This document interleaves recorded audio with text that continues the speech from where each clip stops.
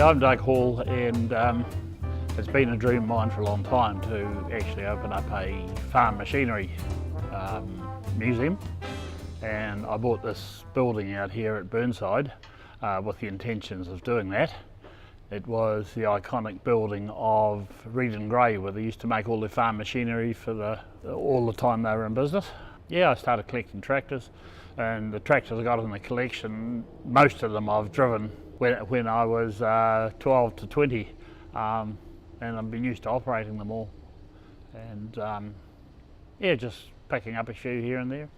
Hopefully one day get them all restored and put them on display. I've got about 32 at the present time. There's Bristol, Massey Ferguson.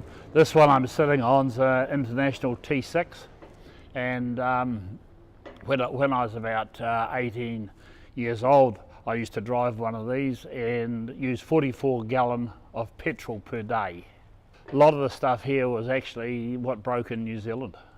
The Internationals, the T6s, the TD6s, the TD9s, they were all agricultural gear, and that was big gear those days.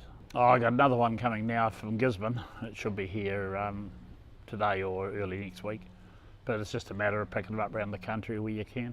There was a Bristol 10, which I haven't been able to find one in New Zealand, but the 20, 22, 25, PD48, I've got all of them, and there's a Taurus, which was the last Bristol, yeah, before they sold out to Track Marshall. Just as something I've been farming all my life. I started farming when I was 14, and I'm still running 500 acres part-time, keep me out of mischief. I've had at least one Bristol virtually all my life, and my brother used to deal in them back in the 60s. And when I was doing ag work at home on the farm, it wouldn't be unusual to have 7 Bristols or Cleatracks in the paddock at the same time. So instead of unhooking implements, I just hop from tractor to tractor. I want to set up here in this building. Yeah, that's what I actually bought it for, being the Reed and Gray building. That's what I actually bought it for, with that intention. Something to do in my old age, hopefully. Hopefully I will get the collection before I drop dead. And back in the 50s and 60s, they were all farm tractors are small. The 60 horsepower tractor was a big tractor. Now it's 600 horsepower. Yeah. You know, you don't get anything in 25 horsepower nowadays and 30 horsepower unless you want a lawnmower. Yeah, but just the agricultural tractors today are in $100,000 to $200,000 a piece for a tractor, where the wee TA Ferguson, they were £700, and that was with a full range of implements in 1952. Yep, easy to fix. Don't need parts. These things just didn't break down. There's nothing electronic. They're just a basic tractor. No, I'm not a hoarder. I want to make them all go. Though I don't sell stuff. I buy it. I keep it. What it's actually cost me would be somewhere around 150,000. What I've spent so far. And that's without getting them going yet. That's just to buy the basic. Is there anything else you collect? Debt. Well, a collection of motoring memorabilia. That's basically what it is. Well, I used to work among it, and I got to see what it was and how interesting it was and how it was changing. The old Chief Coop in there, I did that up, and the boss at the time, he says, why don't you do up an old pump to stand beside it? And it snowballed from there.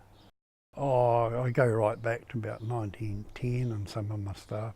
Some of the big lighthouse type pumps go back to the mid-1920s. They all lay around this country. Well, cars are important to a lot of people, so why should that not be important? They used to fill the cars up. Back in the olden days, they had multi-brand service stations. Every brand was on that one site. The oil companies used to squabble among each other, who could sell the most, I suppose. And in the olden days, everything was sort of mechanical, run by belts. If the power went off, you could put a crank handle into a pump and you could fill your car with a crank handle. Well, I don't know, I lost count. Literally done hundreds of old relics like that. It's not only petrol pumps, it's the relevant stuff that go with it. I'm not in any car club or anything like that, but the people do know what I do and what I did. Consequently, I get a lot of visits from people wanting information on how to do things.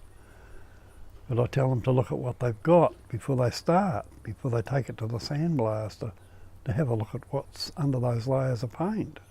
And it's amazing what they'll find there.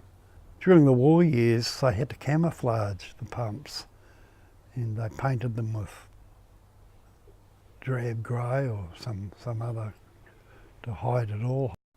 What they used in a country, they usually used a lot of because they were scarce to get hold of, and they kept them going and they became an icon.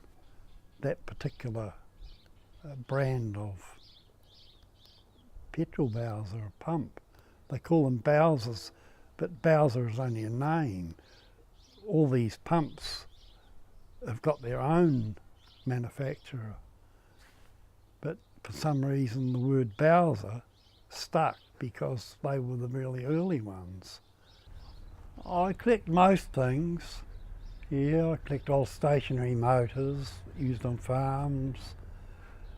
When FM came in, people were throwing the old AM radios out the window, and consequently the old AM radios become collectible, especially the old Bakelite and wooden cased ones, and I've got a few of those. They tell me I've got a pretty good eye for that sort of stuff, relevant with the old days. I suppose I'm a bit like my father, I don't like throwing things out. They called me steptoe in the olden days, but collecting this old junk. But when I swapped a big whack of that junk to get that car there, they all changed their minds. They were my competition after that, and at the auctions and all that sort of thing. Yeah, some of the old pumps up the back wall there, I think they're pretty amazing, the style of them. And I think about the guys that designed them. They made them very high to get the gravity to drop the fuel into the tanks. But I suppose a favourite of mine would be the old Chev coupe there. My father had a Chev coupe, a 37, and I ended up buying it off him later, but I made a big mistake in trading it in on a later model car. I wished I had my old Chev coupe, so I made up my mind to get another one, and I finally did find one, and that's it sitting there. Got two sons that they like collecting. Well, one collects model cars and the other one collects old advertising signage, and he's going around the world doing it. He's based in England, and he's got an amazing collection of advertising signs.